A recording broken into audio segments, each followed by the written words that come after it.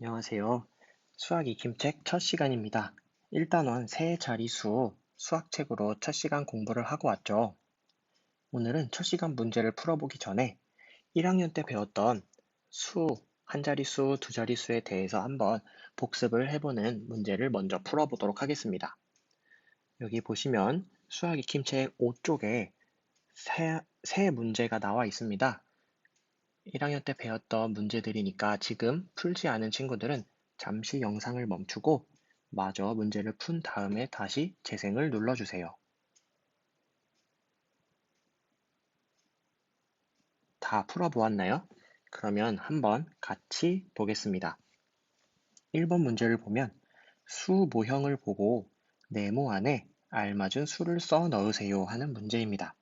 한번 수 모형을 같이 보겠습니다.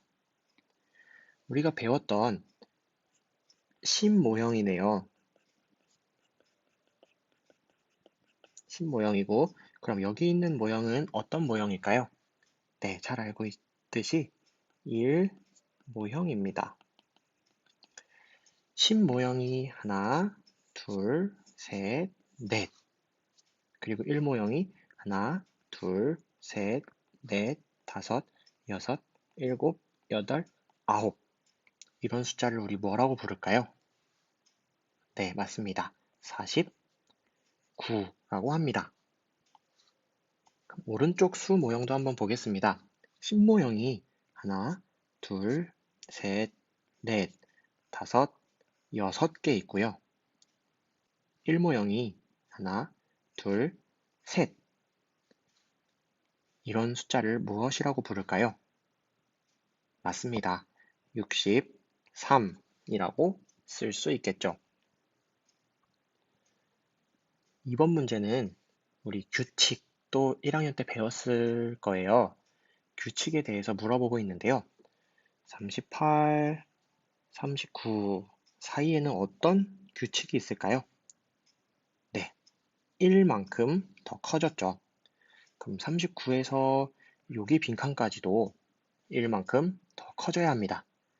39보다 1 더 큰 수를 무엇이라고 할까요? 네, 40이라고 하죠. 그럼 확인해 볼까요? 40에서도 1만큼 더 큰 수, 41 맞죠? 자, 그러면 맨 왼쪽에 있는 빈칸, 어떤 숫자 빈칸에서 1만큼 더 큰 수가 38이다. 다시 말하면 38보다 1만큼 더 작은 숫자 무엇일까요? 맞습니다. 37입니다. 그럼 밑에 구름 모양 한번 보겠습니다. 87, 88, 89 여기도 마찬가지로 오른쪽으로 갈수록 1 더 커지고요. 오른쪽으로 갈수록 1 더 큽니다.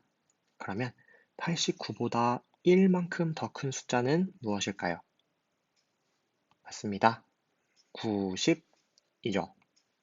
그럼 여기서도 90보다 1만큼 더 큰 숫자는 무엇일까요? 91. 다 확인했죠? 그러면 3번으로 넘어가 보겠습니다. 이번에는 두 수의 크기를 비교하여 우리 1학년 때 어느 쪽에 있는 숫자가 더 큰지 방법을 배웠어요. 부등호를 알맞게 써 넣으세요 라는 문제입니다. 첫 번째를 보면은 여기는 심 모형이 하나, 둘, 그리고 1 모형이 하나, 둘, 셋, 넷. 그래서 24예요. 오른쪽은 심 모형이 하나, 둘, 셋. 1 모형이 하나, 둘, 셋. 그래서 우리는 33이라고 부릅니다.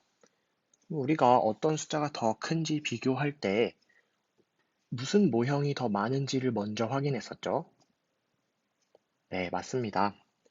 여기에 있는 심 모형이 더 많으면 그 숫자가 더 크다고 했었어요.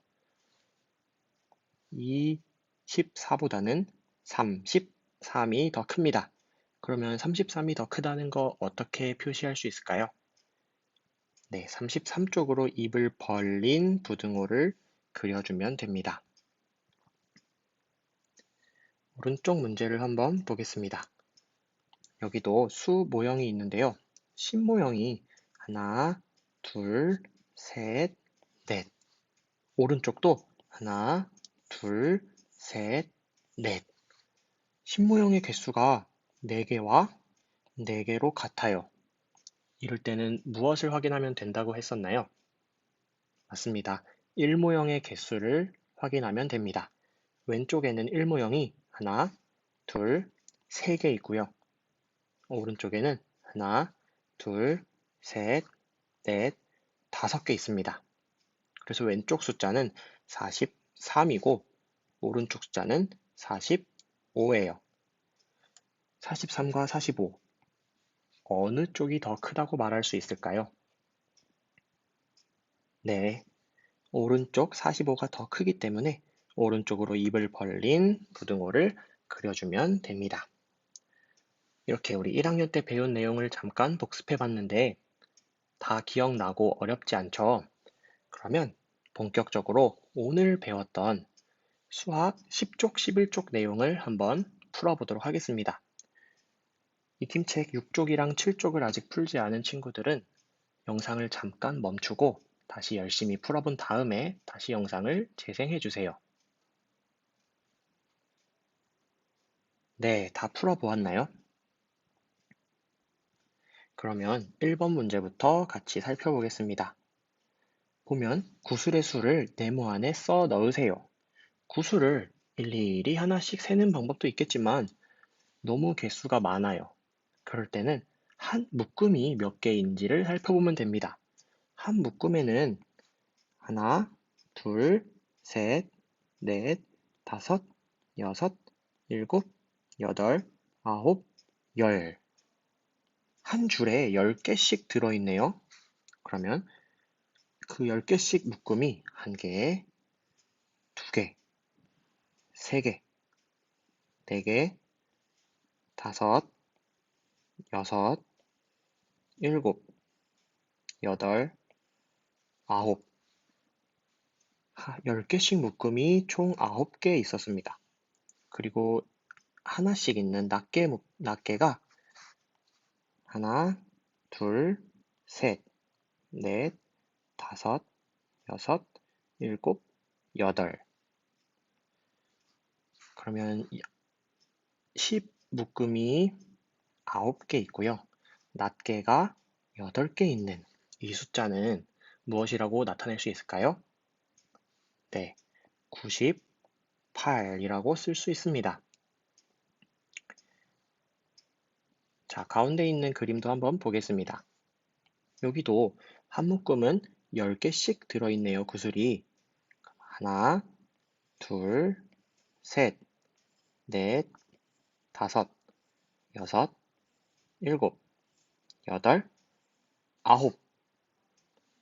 그리고 낱개가 하나, 둘, 셋, 넷, 다섯, 여섯, 일곱, 여덟, 아홉.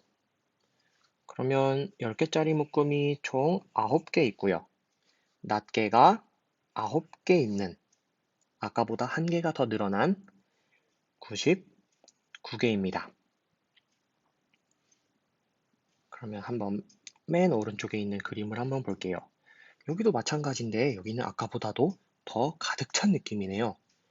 10의 자리 묶음, 다시 말해서 10개씩 있는 구슬 묶음이 하나, 둘, 셋, 넷, 다섯, 여섯, 일곱, 여덟, 아홉, 열. 총 10개가 있습니다. 10개씩 묶음이 10개 있는 수, 그리고 아까 99보다 하나만큼 더 큰 수를 우리 무엇이라고 한다고 배웠죠? 네, 100이라고 한다고 수학 시간에 배웠습니다. 자, 2번 문제로 넘어가 보겠습니다. 자, 이번 문제는 네모안에 알맞은 수를 써넣는 문제입니다. 여기는 보니까 신 모형, 일모형이 각각 몇 개인지를 쓰는 문제인 것 같습니다. 그럼 신모형의 개수를 먼저 한번 세어보겠습니다. 신모형은요, 하나, 둘, 셋, 넷, 다섯, 여섯, 일곱, 여덟. 신모형은 8개 있고요. 일모형은 몇 개가 있나요? 네, 일모형은 0입니다. 하나도 없죠. 그래서 이 숫자를 우리는 80이라고 쓰는 겁니다. 오른쪽도 한번 볼게요. 여기는 신모형이 하나, 둘, 셋, 넷, 다섯, 여섯, 일곱, 여덟, 9개 있어요.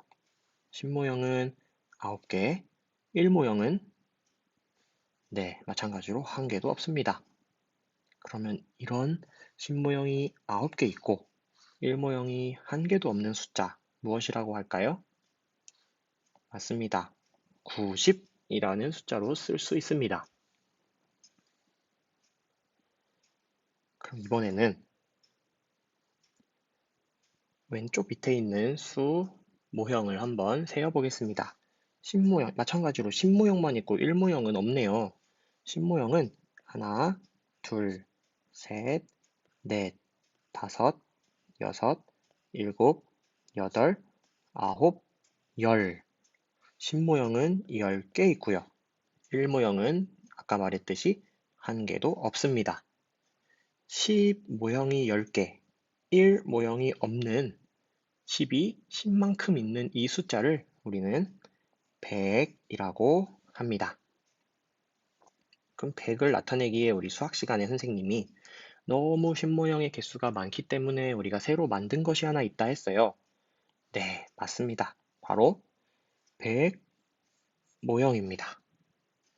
여기는 100 모형이 1개, 신모형은 0, 일모형은 0, 100 모형이 하나, 신모형이 0, 일모형이 0인 이 숫자를 무엇이라 부를까요?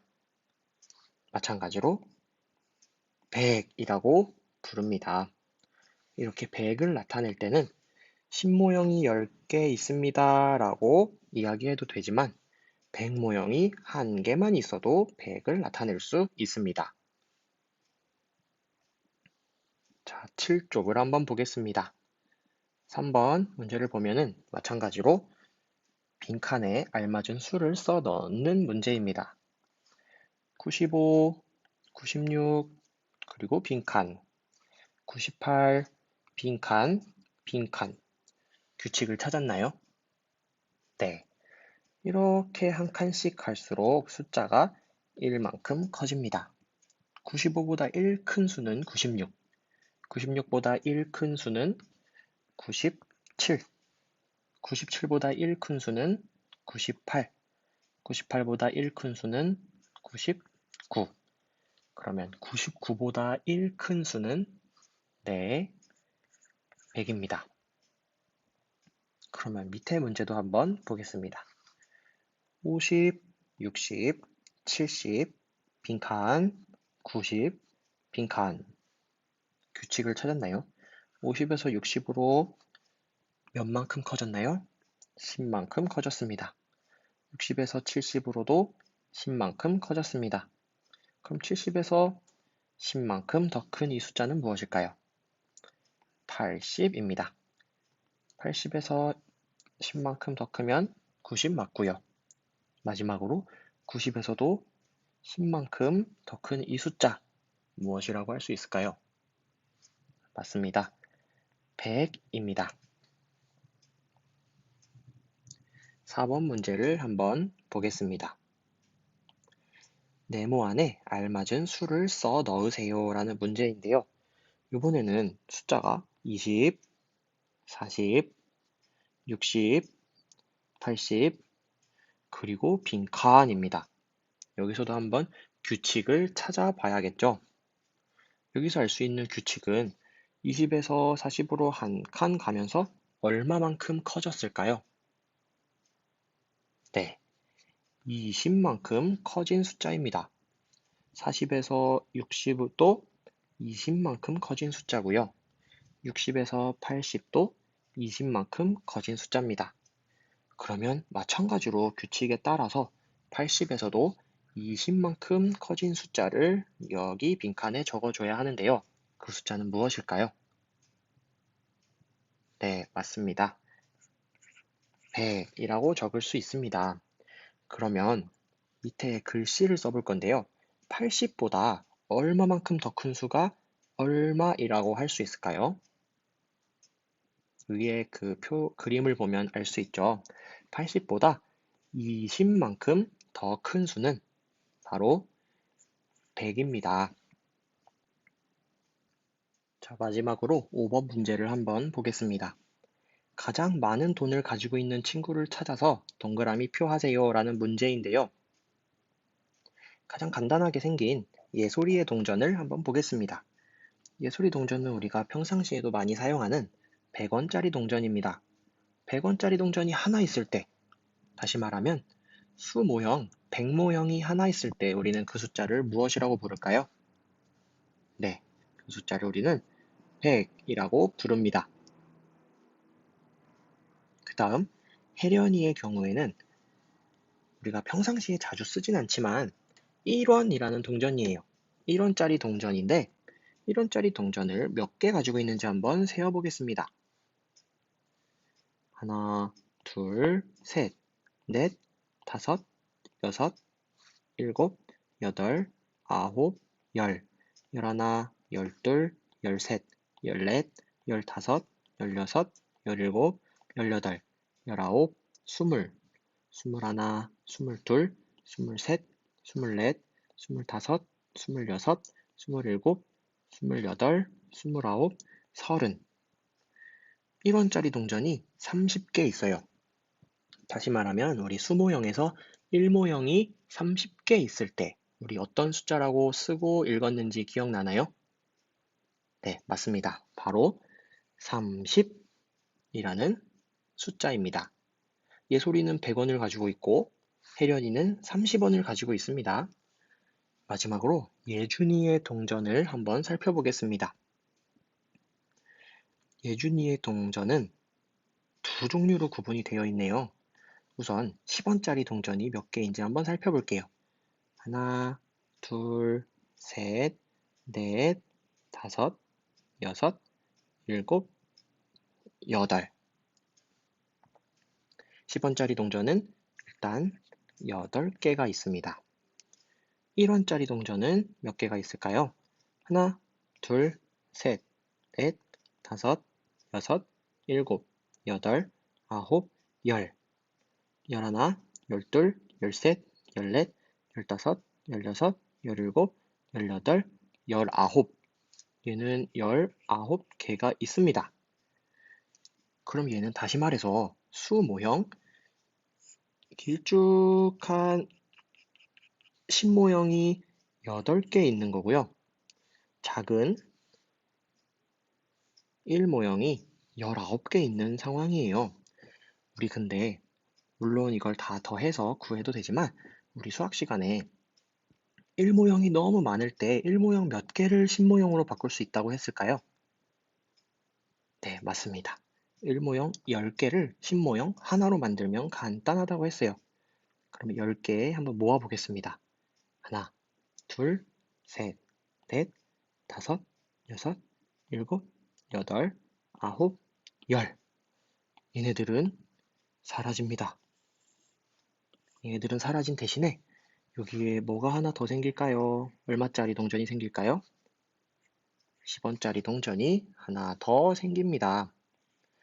그러면 10원짜리 동전이 총 9개이고 1원짜리 동전이 다시 9개가 되는 그 숫자. 10원짜리 동전도 9개고 1원짜리 동전도 9개라면 네, 99원이라고 할 수 있겠죠. 그러면 예준이, 혜련이, 예솔이 중에 가장 많은 돈을 가지고 있는 친구는 누구일까요? 바로 예솔입니다. 예솔이에 동그라미 쳐주면 되겠죠? 자, 이렇게 오늘 세자리수 단원 첫 번째 시간 90보다 10 큰 수를 알 수 있어요를 함께 공부하고 익힘책까지 풀어보았습니다. 다음 시간에는 그 다음 수학책 12쪽 몇 백을 알아볼까요에서 만나기로 하겠습니다. 자, 그럼 안녕.